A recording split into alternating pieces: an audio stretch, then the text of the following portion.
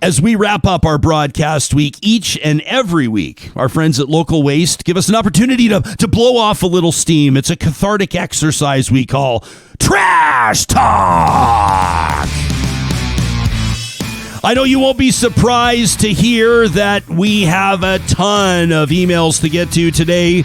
It starts with Ronan, who number one says, "Fuck cancer!" Ronan, I'm with you. It's been a tough number of days, but I know us real talkers are in it together, but fuck cancer. Ronan says 2 bumbling morons have run our province into the ground. Besides this, and by the way, earmuffs, kids, this one's for mommy and daddy. Besides the pandemic clusterfuck, there's a shit list a mile long that these assholes are responsible for. The stupidest part is that people will still nail their flag to that ship in 2023. Ronan says, I honestly didn't think conservative voters in Alberta could muster up as many brain cells as they might need to form a critical thought, but I don't see evidence that it's happening. There's got to be at least 2 million heads full of those brain cells, right? Ronan says, I moved to Calgary from Ireland 11 years ago, expecting to live here for the rest of my life. After the last 12 months, I'm starting to doubt that I will. That from Ronan. What about this one from Ricky, who says, I felt so many different emotions over the last year and a half. Sadness,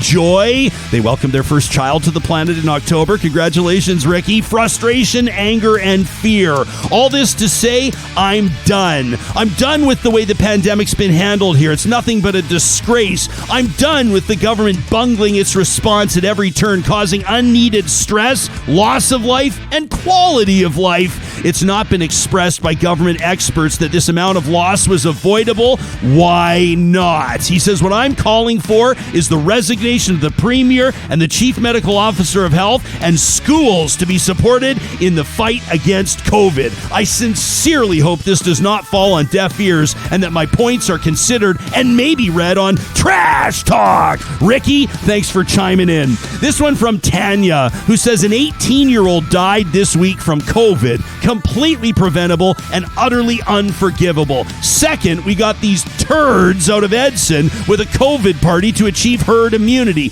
Clogging up ICUs in Edmonton, we're canceling pediatric surgeries to make room for unvaccinated adults. It's beyond infuriating. Okay, so these people talk about how we can't saddle kids with debt, but you're okay with saddling them with a burning planet, pulling them away from their friends for almost 2 years, or disrupting their education time after time? Let's face it, you don't really care about kids. This is about you doing whatever you want, as long as life's normal for you, not disrupting your status quo. The kids are collateral damage. Tanya signs off, one angry mom who cares enough about your kids to get vaccinated. That from Tanya. We got this one here, an email from Trash Talker Angry Adam, who says all this talk about the People's Party on the show, the PPC didn't win a seat. Maybe it's a pimple on the elephant's ass, like I heard about on Real Talk, but I feel a more accurate description would be that it started as a pimple on the elephant's ass, and then judging white nationalist support in Canada, counting votes for the PPC is a delusional way of perceiving reality. So here's the deal. Starts as a pimple, the elephant felt it every time it sat down, and so committed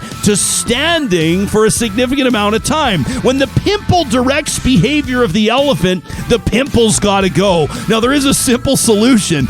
Yet no one's going to pop that pimple. And let's qualify what I'm talking about. He says the elephant is the Conservative Party. The pimple is the alt-right. I've never seen a pimple on any living organism that covers over 50% of the body, but I'm not here to debate the poor quality of the metaphor. So we're talking about the loud and proud portion of the pimple and how we should approach it. I am not saying kill the elephant. I'm saying the elephant needs to kill the pimple, even though it knows that killing the pimple will kill the elephant. Okay? Still with me? If the elephant wants to ensure life for its children, it knows what it has to do. It started as a minor irritation, but before long, the elephant was asking its friends, hey bro, do you mind? I've got this pimple on my ass and it's painful. You mind checking it out and telling me if you think it's infected? To which the friend looks, throws up in their mouth, and replies, a little bit of swelling, but I wouldn't worry. Adam wraps by saying, don't be arrogant. A pimple on an elephant's ass became the 45th president of the United fucking States. People love to blame Donald Trump for the woes of division we now face, but he's just an opportunist. Born of an economic system that breeds narcissistic thirst for wealth, he was the prime candidate to exploit a rotten system. Angry Adam says, we love to call China out on this, but where do you think they learned it from? Russia? If that was the first thing that came to your mind, find the nearest library and don't leave until my cat comes when it's called. That from Angry Adam, who had me talking about pimples on elephants' asses way longer than I ever thought I would.